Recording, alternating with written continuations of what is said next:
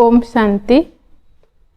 आज परमात्मा पिता ने हम बच्चों को सच्चा ब्राह्मण कौन है इसके बारे में सिखाए हैं। ब्राह्मण का मतलब वो होता है जो कमल पुष्प के समान पवित्रता का धारण करते हैं, जो घर गृहस्थ में रहते हुए भी कमल पुष्प समान न्यारा और प्रभु का प्यारा बनते हैं। ब्राह्मण वो होते हैं जो हाथ में काम करते हुए भी बुद्धि में परमपिता परमात्मा को सदा सर्वदा याद करते रहते हैं। ब्राह्मण वो होते हैं जो देवताई गुण जिसके पास होता है, और ब्राह्मण वो होते हैं जो ब्रह्म मुहूर्त के समय उठकर परमात्मा के साथ प्रीत जुड़ते हैं। मतलब परमात्मा से वो सर्व संबंध का रस पान करते हैं, और ब्राह्मण खुद संपूर्ण बनकर दूसरों को संपूर्ण बनाने के लिए वो पुरुषार्थ करते हैं। वो तो खुद परिवर्तन होते हैं, लेकिन उनके साथ साथ दुनिया के सभी आत्माओं को परिवर्तन करने के लिए वो तत्पर रहते हैं। परमात्मा के राइट हैंड होते हैं, उनका भोजन सदा शुद्ध रहता है। आज प्यारे शिव बाबा ने हम बच्चों को ये ब्राह्मण जीवन कैसा है, हमको कैसे रहना है, ये सब बारे में आज बाबा ने बताया। आज हम सुनते हैं 17 फरवरी 2021 की साकार महावाक्य। आज बाबा कहते हैं, मीठे बच्चे, तुम ब्राह्मण सुदेवता बनते हो, तुम भारत को स्वर्ग बनाते हो, तो तुम्हें अपने ब्राह्मण जाति का नशा चाहिए। प्रश्न है आज बाबा का, सच्चे ब्राह्मण की मुख्य निशानियाँ क्या होगी? उत्तर है, आज प्यारे बाबा ने 5वां पॉइंट बताया है। कौन कौन सा है ब्राह्मण जीवन की निशानियाँ? पहला पॉइंट है, एक, सच्चे ब्राह्मणों का इस पुरानी दुनिया से लंगर उठा हुआ होगा, वह जैसे इस दुनिया का किनारा छोड़ चुके। दूसरा पॉइंट है, सच्चे ब्राह्मण वह जो हाथों से काम करे और बुद्धि सदा बाप की याद में रहे, अर्थात कर्म योगी हो। तीसरा पॉइंट, ब्राह्मण अर्थात कमल फूल समान। और चौथा पॉइंट है, ब्राह्मण अर्थात सदा आत्माभिमानी रहने का पुरुषार्थ करने वाले। और 5वां पॉइंट है, ब्राह्मण अर्थात काम महाशत्रु पर विजय प्राप्त करने वाले। ओम शांति।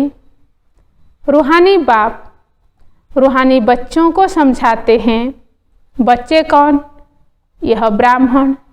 यह कभी भूलो मत कि हम ब्राह्मण हैं, देवता बनने वाले हैं। वर्णों को भी याद करना पड़ता है। यहाँ तुम आपस में सिर्फ ब्राह्मण ही ब्राह्मण हो। ब्राह्मणों को बेहद का बाप पढ़ाते हैं। यह ब्रह्मा नहीं पढ़ाते हैं, शिव बाबा पढ़ाते हैं ब्रह्मा द्वारा। ब्राह्मणों को ही पढ़ाते हैं। शूद्र से ब्राह्मण बनने बिगैर देवी देवता को बन नहीं सकेंगे। वर्षा शिव बाबा से मिलता है। वह शिव बाबा तो सबका बाप है।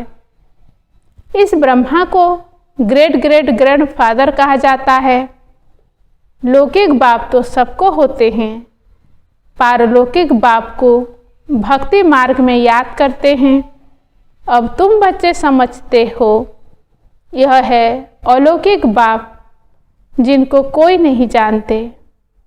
भल ब्रह्मा का मंदिर है, यहाँ भी प्रजापिता आदिदेव का मंदिर है। उनको कोई महावीर कहते हैं, दिल वाला भी कहते हैं, परंतु वास्तव में दिल देने वाला है शिव बाबा, न कि प्रजापिता आदि देव ब्रह्मा। सब आत्माओं को सदा सुखी बनाने वाला, खुश करने वाला एक ही बाप है। यह भी सिर्फ तुम ही जानते हो। दुनिया में तो मनुष्य कुछ नहीं जानते। तुच्छ बुद्धि है। हम ब्राह्मण ही शिव बाबा से वर्षा ले रहे हैं। तुम ही यह घड़ी घड़ी भूल जाते हो। याद है, बड़ी सहज। योग अक्सर सन्यासियों ने रखा है। तुम तो बाप को याद करते हो। योग कमन अक्षर है। इनको योग आश्रम भी नहीं कहेंगे। बच्चे और बाप बैठे हैं। बच्चों का फर्ज है बेहद के बाप को याद करना। हम ब्राह्मण हैं, डाढ़े से वर्षा ले रहे हैं ब्रह्मा द्वारा। इसलिए शिव बाबा कहते हैं जितना हो सके याद करते रहो। चित्र भी भल रखो तो याद रहेगी। हम ब्राह्मण हैं, बाप से वर्षा लेते हैं। ब्राह्मण कभी अपनी जाति को भूलते हैं क्या? तुम शूद्र के संग में आने से ब्राह्मणपना भूल जाते हो। ब्राह्मण तो देवताओं से भी ऊंच है, क्योंकि तुम ब्राह्मण नॉलेजफुल हो। भगवान को जानी जाननहार कहते हैं ना, उसका भी अर्थ नहीं जानते। ऐसे नहीं कि सबके दिलों में क्या है वह बैठ देखते हैं। नहीं, उनको सृष्टि के आदि मध्य अंत का नॉलेज है। वह बीज रूप है। झाड़ के आदि मध्य अंत को जानते हैं। तो ऐसे बाप को बहुत याद करना है। इनकी आत्मा भी उस बाप को याद करती है। वह बाप कहते हैं यह ब्रह्मा भी मुझे याद करेंगे तब यह पद पाएंगे। तुम भी याद करेंगे तब पद पाएंगे। पहले पहले तुम अशरीरी आए थे, फिर अशरीरी बनकर वापिस जाना है। और सब तुमको दुख देने वाले हैं, उनको क्यों याद करेंगे? जबकि मैं तुमको मिला हूँ, मैं तुमको नई दुनिया में ले चलने आया हूँ। वहाँ कोई दुख नहीं, वह है देवी संबंध। यहाँ पहले पहले दुख होता है स्त्री पुरुष के संबंध में, क्योंकि भिखारी बनते हैं। तुमको अब मैं उस दुनिया का मालिक बनाता हूँ जहाँ विकार की बात नहीं रहती। यह काम महाशत्रु गाया हुआ है, जो आदि मध्य अंत दुख देता है। क्रोध के लिए ऐसे नहीं कहेंगे कि यह आदि मध्य अंत दुख देता है। नहीं, काम को जीतना है, वही आदि मध्य अंत दुख देता है। पतित बनाता है। पतित अक्सर विकार पर लगता है। इस दुश्मन पर जीत पानी है। तुम जानते हो हम स्वर्ग के देवी देवता बन रहे हैं। जब तक यह निश्चय नहीं तो कुछ पा नहीं सकेंगे। बाप समझाते हैं बच्चों को मनसा वाचा कर्मणा एक्यूरेट बनना है। मेहनत है। दुनिया में यह किसको पता नहीं कि तुम भारत को स्वर्ग बनाते हो। आगे चलकर समझेंगे। चाहते भी हैं वन वर्ल्ड, वन राज्य, वन रिलीजन, वन भाषा हो। तुम समझा सकते हो सतयुग में आज से 5000 वर्ष पहले एक राज्य, एक धर्म था जिसको स्वर्ग कहा जाता है। राम राज्य और रावण राज्य को भी कोई नहीं जानते। 100% तुच्छ बुद्धि से अब तुम स्वच्छ बुद्धि बनते हो। नंबरवार पुरुषार्थ अनुसार बाप बेट तुमको पढ़ाते हैं। सिर्फ बाप की मत पर चलो। बाप कहते हैं कि पुरानी दुनिया में रहते कमल फूल समान पवित्र रहो, मुझे याद करते रहो। बाप आत्माओं को समझाते हैं, मैं आत्माओं को ही पढ़ाने आया हूँ इन ऑर्गन्स द्वारा। तुम आत्माएं भी ऑर्गन्स द्वारा सुनती हो। बच्चों को आत्माभिमानी बनना है। यह तो पुराना छीछी शरीर है। तुम ब्राह्मण पूजा के लायक नहीं हो। तुम गायन लायक हो, पूजने लायक देवताएं हैं। तुम श्रीमत पर विश्व को पवित्र स्वर्ग बनाते हो, इसलिए तुम्हारा गायन है, तुम्हारी पूजा नहीं हो सकती। गायन सिर्फ तुम ब्राह्मणों का है, न कि देवताओं का। बाप तुमको ही शूद्र से ब्राह्मण बनाते हैं। जगत अम्बा व ब्रह्मा आदि के मंदिर बनाते हैं, परंतु उनको यह पता नहीं है कि यह कौन है। जगत पिता तो ब्रह्मा हुआ ना, उनको देवता नहीं कहेंगे। देवताओं की आत्मा और शरीर दोनों पवित्र हैं। वह तुम्हारी आत्मा पवित्र होती जाती है, पवित्र शरीर नहीं है। अब तुम ईश्वर के मत पर भारत को स्वर्ग बना रहे हो। तुम ही स्वर्ग के लायक बन रहे हो, सो तो प्रधान जरूर बनना है। सिर्फ तुम ब्राह्मण ही हो जिनको बाप बेट पढ़ाते हैं। ब्राह्मणों का झाड़ वृद्धि को पाता रहेगा। ब्राह्मण जो पक्के बन जाएंगे वह फिर जाकर देवता बनेंगे। यह नया झाड़ है। माया के तूफान भी लगते हैं, सतयुग में कोई तूफान नहीं लगता। यहाँ माया बाबा की याद में रहने नहीं देती। हम चाहते हैं बाबा की याद में रहे, तमो से सतो प्रधान बने। सारा मदार है याद पर। भारत का प्राचीन योग मशहूर है। विलायत में भी चाहते हैं प्राचीन योग कोई आकर सिखलाए। अब योग भी दो प्रकार के हैं, एक है हठ योगी, दूसरे हैं राजयोगी। तुम हो राजयोगी। यह भारत का प्राचीन राजयोग है जो बाप ही सिखलाते हैं। सिर्फ गीता में मेरे बदले कृष्ण का नाम डाल दिया है। कितना फर्क हो गया है। शिव जयंती होती है तो तुम्हारी वैकुंठ की भी जयंती होती है, जिसमें श्री कृष्ण का राज्य है। तुम जानते हो शिव बाबा की जयंती है, दो गीता की भी जयंती है, वैकुंठ की भी जयंती होती है, जिसमें तुम पवित्र बन जाएंगे। कल्प पहले माफी की स्थापना करते हैं। अब बाप कहते हैं मुझे याद करो। याद न करने से माया कुछ न कुछ विकर्म करा देती है। याद नहीं किया और लगी चमाट।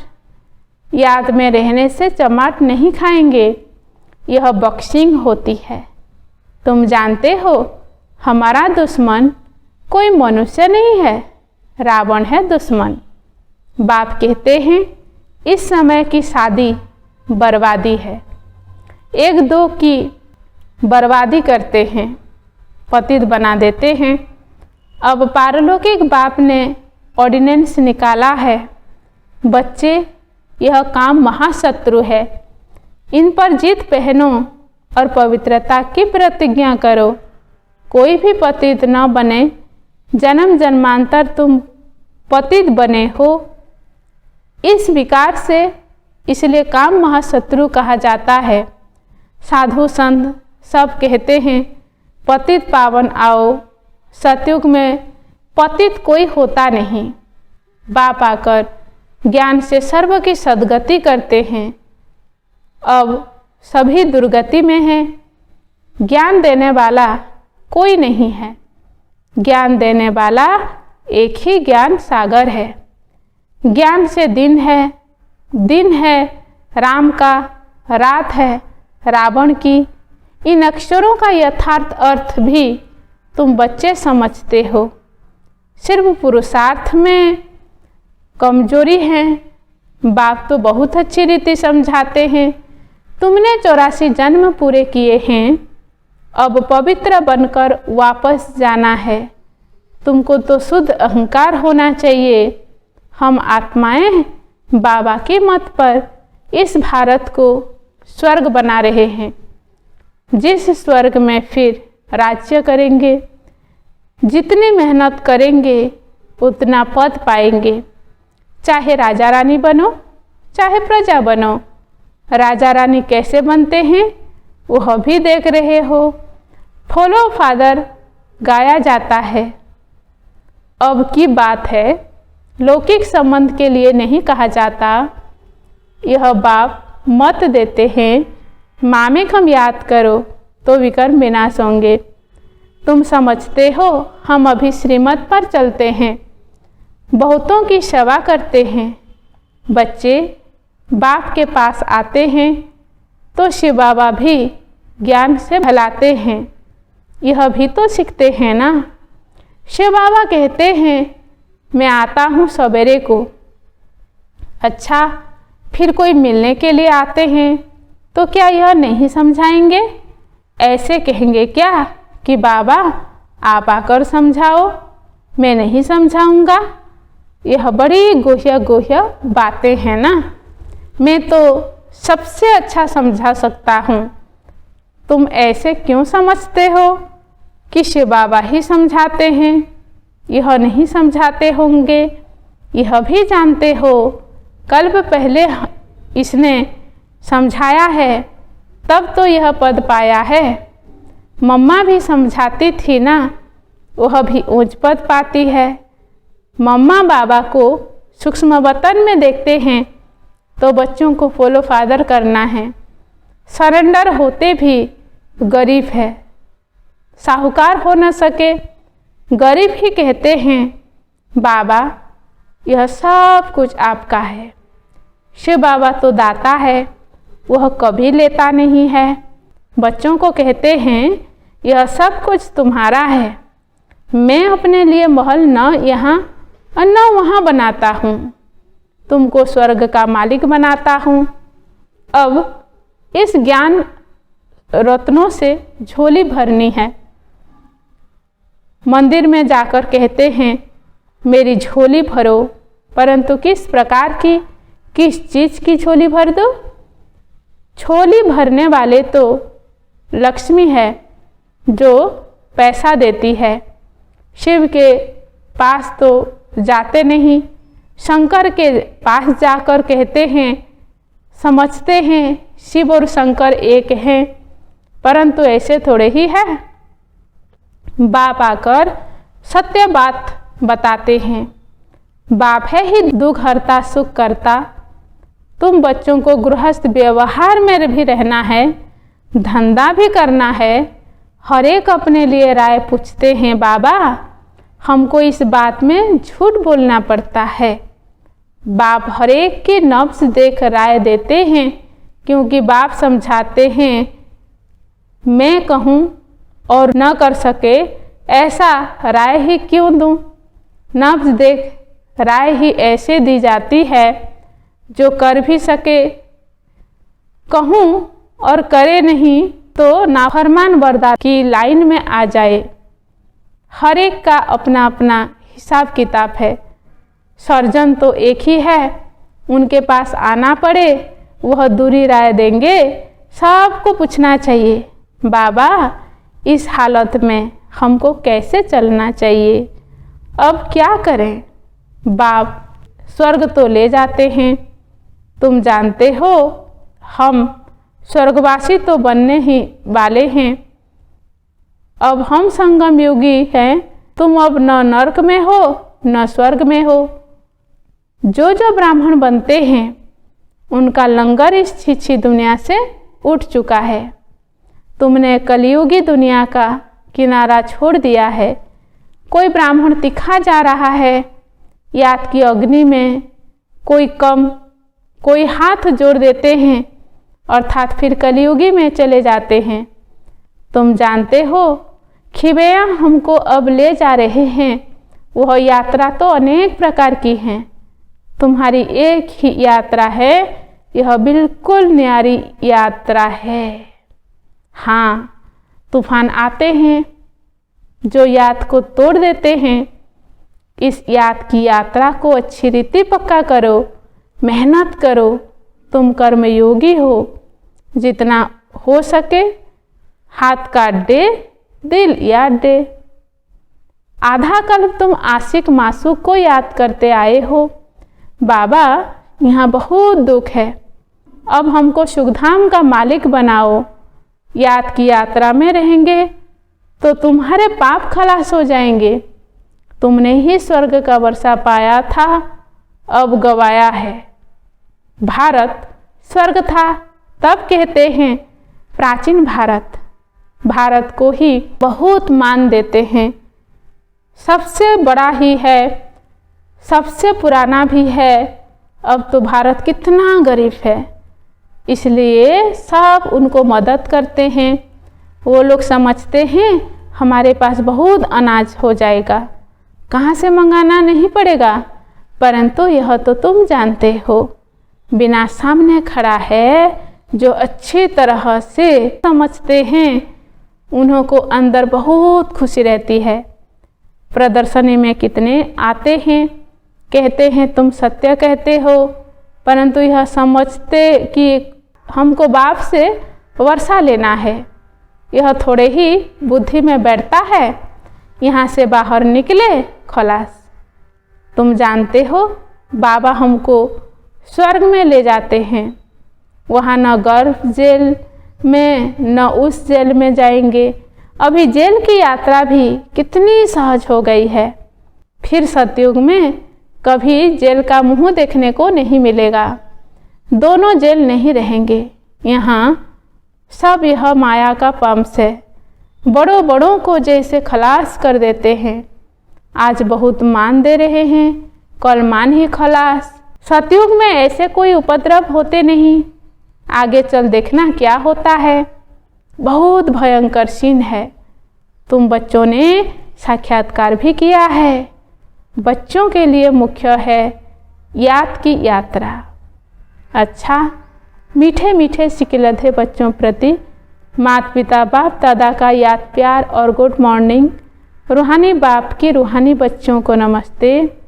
हम रूहानी बच्चों का भी रूहानी माता पिता बाप दादा को याद प्यार और गुड मॉर्निंग और नमस्ते नमस्ते नमस्ते। धारणा के लिए मुख्य सार है। पहला पॉइंट, मनसा वाचा कर्मणा। बहुत बहुत एक्यूरेट बनना है। ब्राह्मण बनकर कोई भी शूद्रों के कर्म नहीं करने हैं। दूसरा पॉइंट है, बाबा से जो राय मिलती है उस पर पूरा पूरा चलकर फरमान बरदार बनना है। कर्म योगी बन हर कार्य करना है। सर्व की झोली ज्ञान रत्नों से भरनी है। आज का वरदान है, अमृत वेले के महत्व को समझकर यथार्थ रीति यूज करने वाले सदा शक्ति संपन्न भव। वरदान का विस्तार है, स्वयं को शक्ति संपन्न बनाने के लिए रोज अमृत वेले तन की और मन की शेर करो। जैसे अमृत वेले समय का भी सहयोग है, बुद्धि सो तो प्रधान स्टेज का भी सहयोग, स्थिति भी सबसे पावरफुल स्टेज की चाहिए। पावरफुल स्टेज अर्थात बाप समान बीजरूप स्थिति। साधारण स्थिति में तो कर्म करते भी रह सकते हो, लेकिन वरदान के समय कोई यथार्थ रीति यूज करो तो कमजोरी समाप्त हो जाएगी। आज का स्लोगान है, अपने शक्तियों के खजाने से शक्तिहीन परवश आत्मा को शक्तिशाली बनाओ। अच्छा, ओम शांति।